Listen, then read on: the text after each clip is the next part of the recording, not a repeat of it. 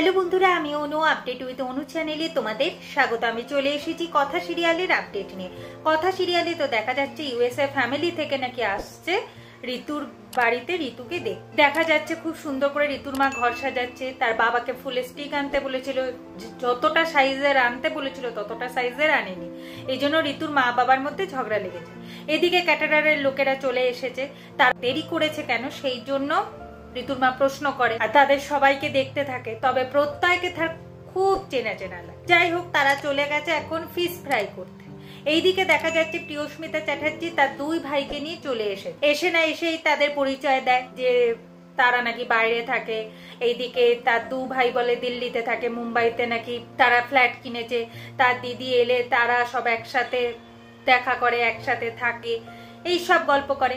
এইদিকে আবার ঋতুর মা বলছে সে নাকি কার্ডটার ছাপিয়ে রেখে দিয়েছে, বিয়ের ডেটও ঠিক করে ফেলেছে।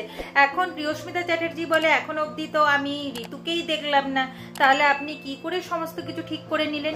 ঠিক আছে, কথা বাড়িয়ে লাভ নেই, আপনি ঋতুকে ডেকে পাঠান। অন্যদিকে দেখা যাচ্ছে ক্যাটারারের সবাই প্রিয়স্মিতা চ্যাটার্জি তার দুই ভাইয়ের সামনে খাবার সাজিয়ে দিচ্ছে। এইদিকে আবার প্র্যাটির হাঁচি পড়ছে, তার আবার দাড়ি খুলে যাচ্ছে, তখন আবার কথা মুখে আওয়াজ শুরু করে।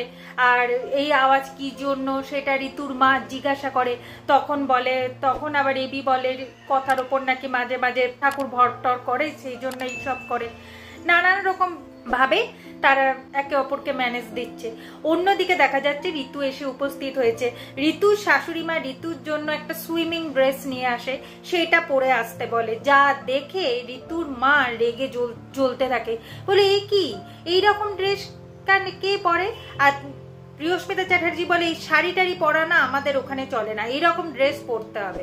আর আমার ছেলের পছন্দ তো বুঝতেই পারছেন, আমাদের পছন্দ মানে আমার ছেলের পছন্দ।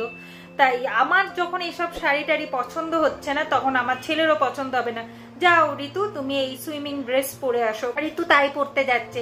এখন ঋতুর মা বাধা দেয়, বলে না তুমি যাবে না। এখন ঋতু বলে মা তুমি যা করতে বলছো আমি তো তাই করছি, বলো তুমিই তো বললে এখানে বিয়েতে রাজি হতে, তাই আমি বসে গেলাম। এখন শাশুড়ি মায়ের কথা তো শুনতে হবে, বলো মা, তাই আমি সুইমিং ড্রেস পরে আসছি। এখন ঋতুর মা বাধা দেয় আর প্রিয়স্মিতা চ্যাটার্জি বলতে থাকে যে না না ঋতু আর লেট করো না, এটা পরে আসো। তুমি আবার র্যাম্বো ওয়াক করতে পারো তো, তুমি একটু র্যাম্বো ওয়াক করে দেখাও। তারপর তোমার এই বসার ধরন টরন, কথা বলার ধরনগুলো আমি একটু দেখে নিতে হবে, কারণ আমার ছেলের পছন্দের ব্যাপার। কিন্তু ঋতুর মা বাধা দেয় আর বলে এই পরিবারে সে ঋতুর বিয়ে দেবে না। এরপর তারা নাকি আসতে পারে।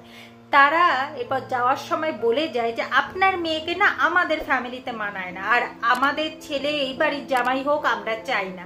আপনার মেয়ের জন্য স্কুল টিচার, পুলিশ এইসবই পারফেক্ট। যা শুনে ঋতুর মা আরো জ্বলতে থাকে। এইদিকে ক্যাটারারের যারা কাজ করতে এসেছিল তারা তো সবাই চলে যাচ্ছে। ঋতুর মা মনে মনে ভাবছে যে আমার মেয়ের ওই পুলিশের সাথে বিয়ে হবে, কোনো দিন না। এইভাবেই আজকের পর্বটা শেষ হয়ে যাচ্ছে। আশা করি আজকের পর্বটা তোমাদের ভালো লাগবে। ভিডিওটা ভালো লাগলে লাইক, শেয়ার ও সাবস্ক্রাইব করে দিও। ভিডিওটা দেখবার জন্য অসংখ্য ধন্যবাদ।